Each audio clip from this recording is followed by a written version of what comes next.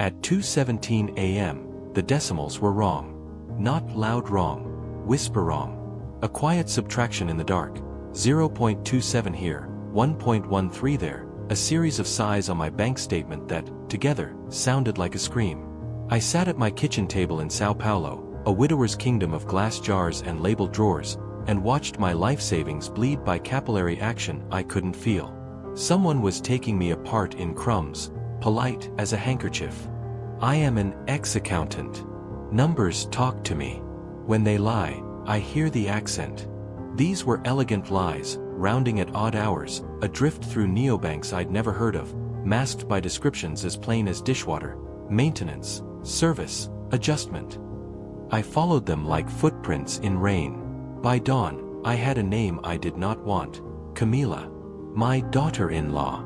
The last time she was in my study, she left a scent of orange blossom and the careful disorder of someone who knows where she shouldn't be. My ledger, old paper, honest squares, had been moved half an inch. My passwords live in my head. But my memory lives in those ruled lines. If she had the ledger, she had a map of my mind. I set a bait, a new account labeled Sophia Scholarship Trust, seated with a deposit no one could ignore. Our $12.345.67, a number too neat to be accidental. I installed a camera no bigger than my thumbnail in the crown molding, listening for the soft click of theft. Justice, I told myself, not vengeance. But the truth is vengeance knows how to sit still. When the first alert chimed, our $528.00 to Cadu Cervicos, my hands did not shake. I made tea. I called a man who owes me nothing.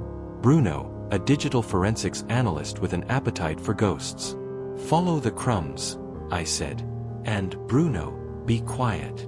Because what I was about to do to my family would change its shape forever. My name is George, 67, widower, keeper of quiet things. I live on the 11th floor of a building that listens. From my balcony, the spine of Avenida Paulista cuts the sky. From my kitchen, the kettle clicks like a metronome keeping time with a life I organized to avoid surprises. And yet, surprise crawled in wearing my granddaughter's mother's smile. Lucas, my only son, believes peace is a choice you make by not looking too closely.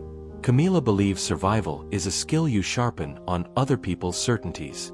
My neighbor, Donna Ruth, carries truth the way others carry umbrellas, always at hand, with an unromantic understanding of rain.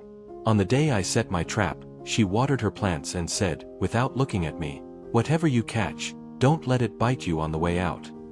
We are modern, which is to say our thieves behave politely, and our crimes are push notifications. Bruno mapped the outgoing transfers, micro-debits to Shell services, then a bloom of money toward a neobank with a cheerful interface and a hollow soul. Dr. Nascimento, my lawyer, told me patience is evidence's elder brother. Hold, he said. Let the rope measure itself. If you're here, you already know, the blade of betrayal is intimate. It borrows your mug. It knows your Wi-Fi name. Before I tell you what I did, what I had to do me one favor. If stories like this grip you, subscribe and like now. Drop a comment with your city and country. I want to know where you're listening from, and which streets teach you silence. Your support helps these George Chronicles keep cutting through the noise. Do not look away. We are just getting started. I didn't call Lucas. I didn't sleep. In the morning, I ironed a shirt I didn't need and visited my bank manager with a polite smile that smelled like mothballs. We printed every line for 3 months, and the paper came out warm, like a living thing. The pattern was there, sub-100 transfers, always off hours, never greedy enough to provoke fraud detection. Whoever took my money knew the shape of my caution. Back home, I left my study unlocked.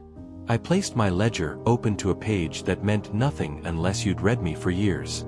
A red pen circled a decoy email, george.67.scholarship, and underlined a password that could only be bait, Sophia 2024.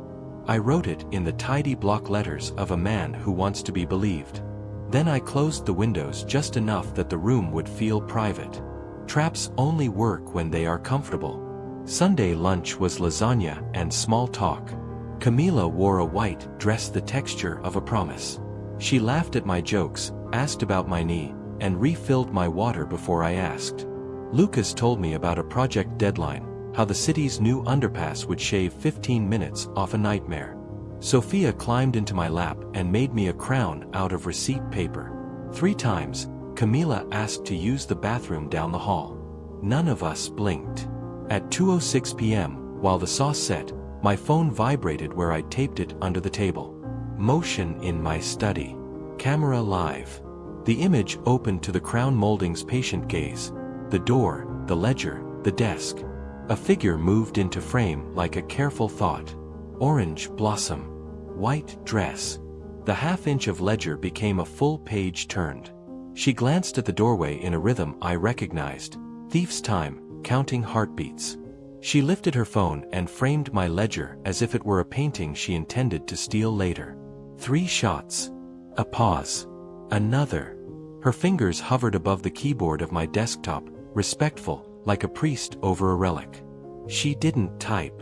She needed to think she'd found something by herself. When she left, I breathed for the first time in a minute. Donna Ruth's plant watering can scraped my balcony wall. Life continued its ordinary choreography while my blood learned a new step. I did not confront Camila at the table. I cut the lasagna, poured the wine, and asked Sophia about her art class. A performance is the deck where a plan walks toward the ocean. Bruno texted, Cadu Cervicos equals Carlos Eduardo Noguera. Debt collection. Known to police. He added a map pin that turned my city into a chessboard. Your microtransfers aggregate into his hub, then forward in batches every 3 days. Destination masked via neobank splitters. Elegant. Follow the next batch, I replied. I've salted the earth. He answered with a skull emoji. We are grown men who sometimes use cartoons because the reality of consequences needs relief. At 1:11 a.m., the scholarship account pinged, login from my IP. 10 seconds later, a transfer request queued to Rafaclin Serve. I had never heard of them.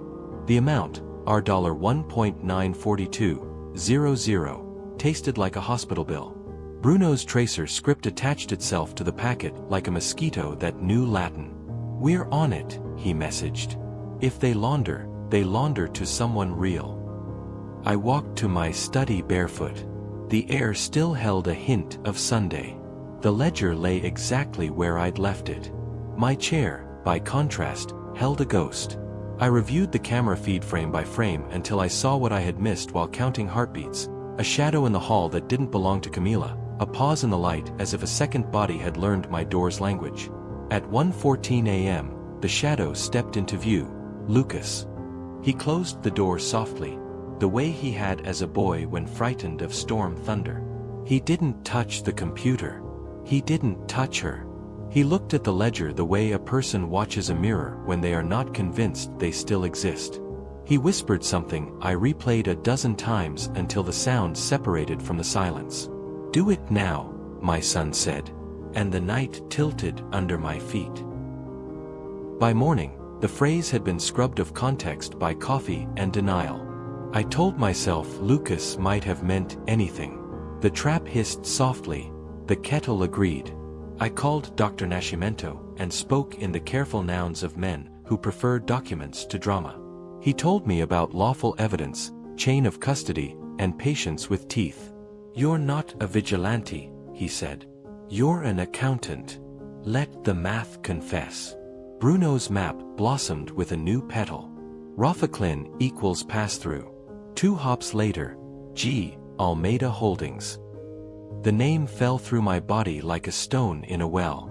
Gustavo Almeida. My old partner. A man who had taught me the shape of a lie 35 years ago, who left me with a scar no X-ray can see. For a season in my 30s, I'd watched him slip client funds between shadows, and I'd been too slow to stop the bleeding. I spent decades paying debts I couldn't invoice. Lunch smelled like responsibility. I asked Camila to meet me at the bakery on the corner where the ceiling fans clacked like lazy metronomes. She came alone, in flat shoes and a neutral tone. You wanted to talk, she said, placing her phone face down like a small shield. I asked about her family. About her brother, Raphael. She breathed in too much air like someone stepping into cold water. He's in a clinic, she said. Private. We're trying. Trying, I repeated. The word can carry so many crimes. I offered help. She didn't accept or refuse. We danced on a balcony above confession. When she left, she took 2 napkins and the bakery's smell. I stayed until my tea went cold. Grief is a temperature. That afternoon, I staged a second invitation. In my study, I wrote a different bait, a list of forgotten passwords on my notepad, visible enough for accident, plausible enough for greed. On top, I left a post-it with a new email, scholarship.trust, and a password better suited to an amateur, Sophia 123. It felt like painting a target on my own chest. At 10:52 p.m., the lights in my hallway blinked in the camera's eye. The door opened on silence. Fingers I now recognized moved with the respect one reserves for detonators. The new email woke like a sympathetic friend. Another transfer queued, this time not to Rafa Klin, but to Manutenko GA. Bruno whistled digitally. GA matched the same corporate tree. They're siphoning to Gustavo's shell. Our mosquito is biting and happy. I paused the feed when Lucas's shoulder entered frame. He looked older in infrared, his worries visible without light. He didn't say, "Do it now," this time. He said, "Hurry." Sometimes a shorter word is a confession. After they left, I sat with the shape of my son's voice and tried to decide whether anger or fear deserved to sit closer to me. Bruno compiled call records we had a legal right to analyze, given the transfer fraud. Kadu is pressuring her, he said. Voicemails with threats. He mentions the old man, like a piggy bank with legs. He's working for someone named Gus. I didn't need a surname. Ghosts don't change theirs. When I confronted Lucas, I chose the small park by the supermarket where he had learned to ride a bicycle, so the memory of balance might help him. He began with a denial too quick to be a lie, and then, like a dam respectfully giving way, he told me about a rent payment last year when a client had delayed, about a loan he meant to repay within a week, about asking Camila for help because he was ashamed to ask me. We took a little, he said, eyes on the swing set. We were going to put it back. Then Kadu came. Then Gustavo. Then we were in the middle of a river. Who put you there? I asked. He said nothing. The swing creaked. Sophia's name on the scholarship account burned like the sun through thin glass. At 6:03 p.m., my phone trembled with something that wasn't a mosquito. It was a shark taking the whole cage. $80.00000 moved in one bite to an account with a name like a cheerful store, Limo. The tracer tried to hang on, scraped across routers, and screamed data. Bruno texted once. We see it. Then again, this is coordinated.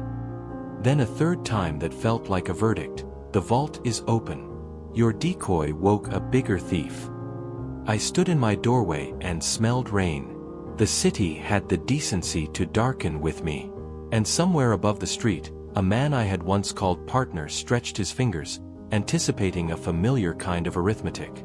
The next morning, I wore my father's watch, the one he gave me when time meant ambition instead of audit. Its tick had always sounded like discipline. Now it sounded like countdown.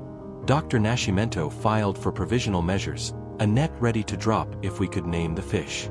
We need a clear line, he said. Your bait is good. Your evidence is clean. Force a mistake. I planned a family dinner under the honest pretext of Sophia's school project celebration. Children's drawings have diplomatic immunity. I invited Donna Ruth because reality behaves better when she observes it. I invited Bruno as my friend from the chess club. I asked Lucas to come early to help, which he did, clattering plates with the choreography of a man rehearsing his apology. Camila arrived right on time, carrying a cake whose frosting was more perfect than necessary. Before anyone sat, I checked with the doorman about a small matter, a report of missing keys in the building and some irregular visitors. The condo manager, Batista, smiled too wide and promised to look into it. His wrist flashed a watch with the same brand as my father's, an outdated model that only men who collect time by the pound would still wear. It was a coincidence I kept in my pocket. Dinner began with stories and ended with evidence. I stood to toast Sophia's drawing of a house in which every window had light. Then the living room dimmed, and the TV woke on a slideshow labeled Memories. The first images were safe: the beach last summer, Sophia's first steps toward me, Lucas asleep on a sofa with a project on his chest. Then the ledger appeared, pages turned by a hand that wasn't mine. Then the camera feed, Camila's white dress, Lucas's shadow. No one spoke. I did not narrate. Camila did. "Please," she said, voice small. She stepped forward like a volunteer facing a firing squad. "I was paying someone to keep your past quiet." The words had edges. Lucas stared at her as if she'd just named a second moon. "Gustavo," she said, and the name slid across the room like ice. "He has documents. He said he'd ruin you. He said he'd make it look like you'd done it all." "I did do something," I said, my voice older than my throat. "I did not stop a monster fast enough." Ruth's cane kissed the floor. Bruno looked at me like a man waiting for a bridge to appear. Camila swallowed. "He wanted more than the clinic bills. He wanted your savings. The first transfers were us, me and Lucas. But then he came. He said if we didn't keep the flow, he would report, and he would take it from you anyway." She folded into the couch like someone returning to a body after a fall. "I thought I could steer it. I thought I could pay for Raphael and protect you." The door buzzer shouted. Batista stood in the hall, pretending to check a radiator that had never made a sound. Ruth lifted her chin. "He's been loitering all evening," she said. Bruno's phone hummed. The $80.00000 had split into 3 accounts, one registered to Batista's cousin. The chessboard assembled its pieces in the open. Before I could move a single one, 2 patrol cars spilled blue across my walls. Officers entered with a courtesy that smelled like paperwork. "Mr. George," the senior one said, "we have a complaint filed this morning by G. Almeida Holdings regarding embezzlement and fraud. We need you to come answer a few questions." Camila stood as if to put herself between me and the door. Lucas whispered "Dad," as if the word could anchor me. The city had finally decided to look back. On the way down in the elevator, I watched our reflections in the stainless steel. A man who once believed accounting could keep life from boiling over, a lawyer measuring angles, a digital detective texting in code. Somewhere between floor 9 and 7, I decided that my response would not be a scream. It would be a lever. And when it moved, it would move the world I'd built. At the precinct, fluorescent lights made everyone honest or sick. Dr. Nascimento produced a spine of documents and a smile that never showed teeth. I stated the facts: unauthorized microtransfers, planted baits, a tracer script logging every hop. I did not name my daughter-in-law as a thief. I named the path money took when it left my accounts. The senior officer listened like a priest to a confession he could not absolve. "You will surrender your desktop and router," he said. "Chain of custody." I signed. The pen was heavier than guilt. Bruno worked outside, a moth in the glow of his laptop. "Limo crosslinks with Manutenko GA through a vendor token," he said, voice low. "And Batista's cousin receives the second split. The cousin is a dummy with a CPF tied to 3 other laundering fronts." He looked at me, excitement schooled into caution. "We have a tree. We need fruit. The lever first," I said. We left the precinct and went straight to a notary. I gave a sworn declaration about Gustavo Almeida. Dates, places, the way his hand had moved under the table 35 years ago while I learned too slowly how someone drinks the light out of a room. I named the client he'd bled and the sum I'd repaid over a decade by not sleeping. I attached copies I'd kept in an envelope labeled in my dead wife's handwriting. "We're not here to be heroic," Nascimento said as we stamped. "We're here to be first." Camila arrived at my apartment as if entering a church where she had wronged the saint. She brought her phone and a folder of printed bank statements highlighted in an ink that said she'd been at this alone for too long. "If I help, will you protect Sophia?" she asked. "I can't promise outcomes," I said, "but I can promise intent." She handed me voice messages, Kadu threatening in a tone of bored violence, a man named Gus speaking in half-words with the confidence of someone who believes grammar is for other people. Donna Ruth knocked and entered without waiting. She placed a small zip bag on my table like a trophy.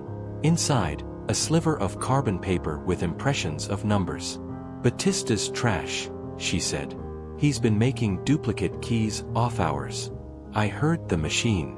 Took me back to my days at the court. Men who copy keys also copy signatures.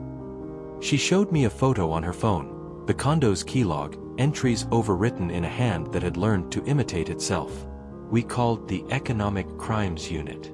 A young prosecutor with a tired ponytail listened to Bruno's architecture and Ruth's evidence with a focus that warmed me. "We can coordinate a controlled transfer," she said. "Marked PIX to the laundering hubs.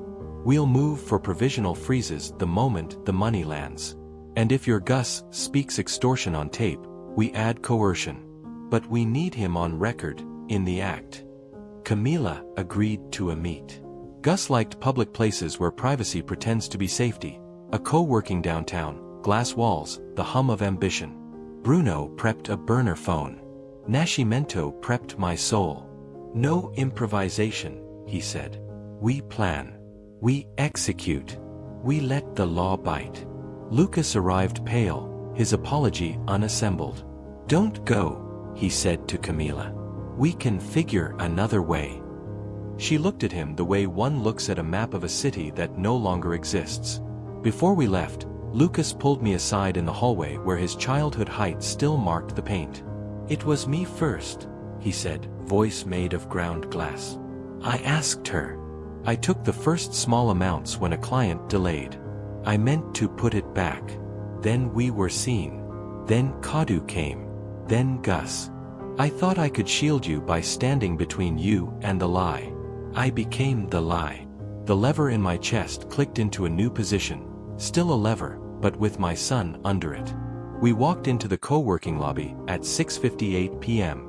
The prosecutor's team took positions that looked like boredom. Bruno took a seat with a view of the reflection on the glass, so we could watch the scene without being in it.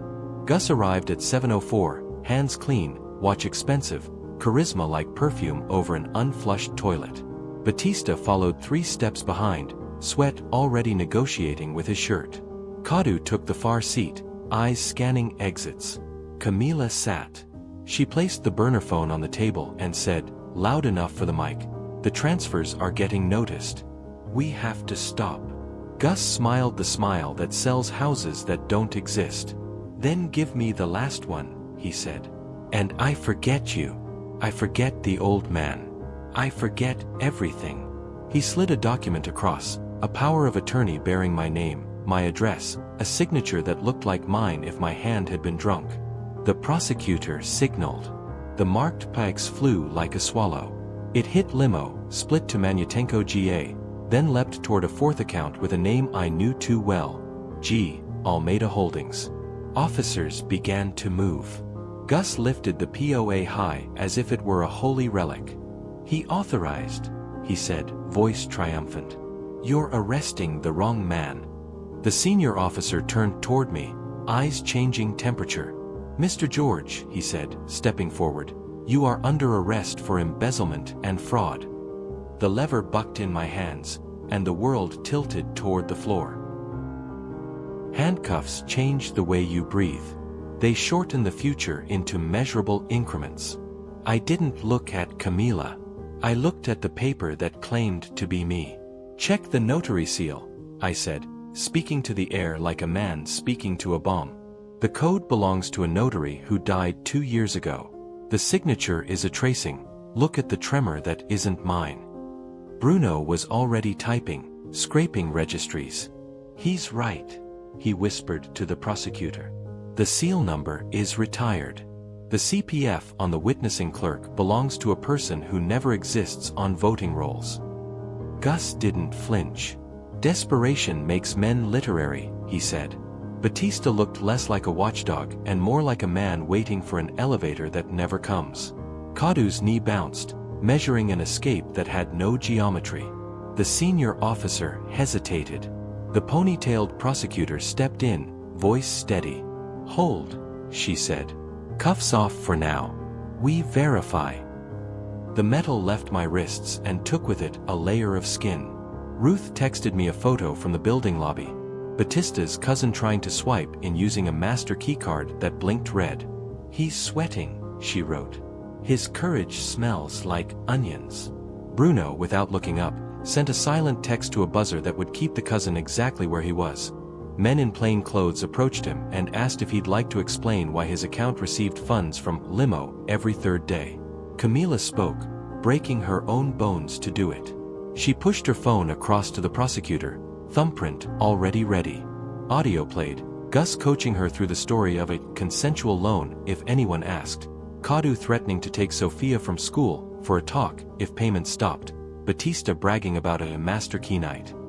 The room's oxygen changed. Officers reset their choreography, now arranged around the men who had arrived confident. I made my lever move. "I have filed a sworn confession today about my past with Gustavo," I said to the room and to the recorder. "What he uses to threaten me has been delivered to the authorities already. There is no leverage left." Gus's eyes, finally, betrayed calculation. Blackmail without secrecy is just a sad story. He tried a different angle. "You think you're clean because you got to the notary first? I have more. The old client account in your wife's name." Bruno's laugh was a small knife. "We saw that too," he said. "The account's beneficiary CPF ends in 37-08. That's your mother's, Mr. Almeida. You're sloppy when you're nostalgic."